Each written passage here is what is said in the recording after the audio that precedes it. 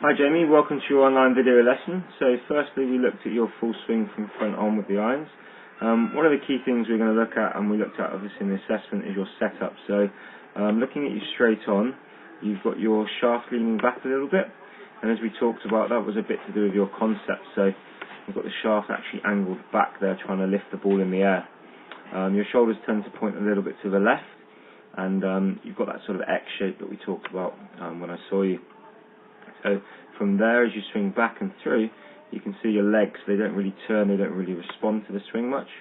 They look very static, and that gets you to swing very much with your arms, hands and arms to the left, and you tend to either pull the ball, top it because you're arcing up in the swing, or curve the ball to the right. As we look at it from down the line, you've actually got quite a good plane. So as we look at the direction you swing the club, it's not that bad at all. Obviously we talked about the length of the golf club. I would say it's certainly too short for you to have a standard one, and that also can help you top the ball, which isn't obviously ideal, and you can gain a bit more distance out of your shots as well if you were to have slightly longer clubs. The arm hang we want to see so that your arms hang nice and naturally from your shoulders. Okay. In terms of your plane, the direction that shaft moves around your body, that's not too bad, and as you can see there, that ball's flown quite nicely, but again, we've got a very static right foot, and that's going to lead you to, well, not only back injuries, but obviously not allow you to turn through and create the correct forces and have a nice smooth swing. So, we talked a little bit about the distance from the body.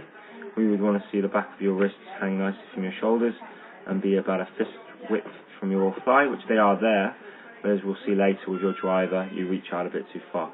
So that's a constant with all the clubs that we want to see. As we go to the driver, we're going to build onto that in later swings. Your swing's a little bit narrow there. You can get away with leaning the shaft back a little bit more here. Okay, but again, we're much more static in the feet. And we swung very much to the left, and it caused us to misstrike the ball. And the line here, this is the key. Obviously you're reaching out much too far. You're losing the connection between your hands and arms and your body, and that's going to cause you some missed strikes and a lack of power and consistency. Because there's big ones, big ones and little ones. The big ones obviously have a big blade on. The little ones have the little blade on. And as you can see, that came off the outside of the club, and the feet stayed very static again.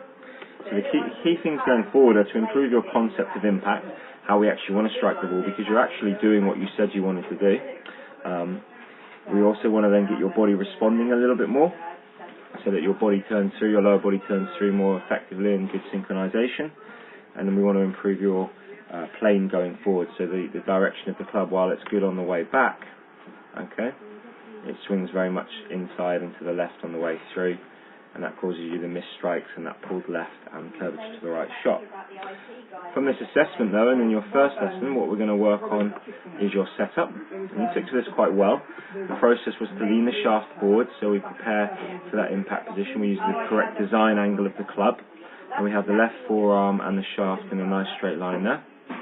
Then we bring your right hand in, and we align the shoulders so the left shoulder comes forward, so that they're square to your target, and you soften your forearms, okay, and you sit a little bit more on your left hip so that you can turn around it a little bit more.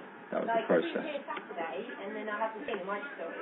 We then looked at the idea of just introducing the idea of the hips being responding a little bit more and turning a bit more in the swing. So the idea was to imagine that as you swing down, you're going to turn your right foot, your right knee round, so that you would kick a football there in front of you. So in order to do that, you have to turn your hip and bring your toe round, so that you'd be able to kick it with the laces towards the goal, essentially. The other feeling would be that you might feel that you're bringing your right knee to your left knee, and by doing that you'd then turn your hips correctly. Okay, so certainly there you can see you've turned through a lot better. Not only have we had the growth, we've had the water as well. Not even we knew.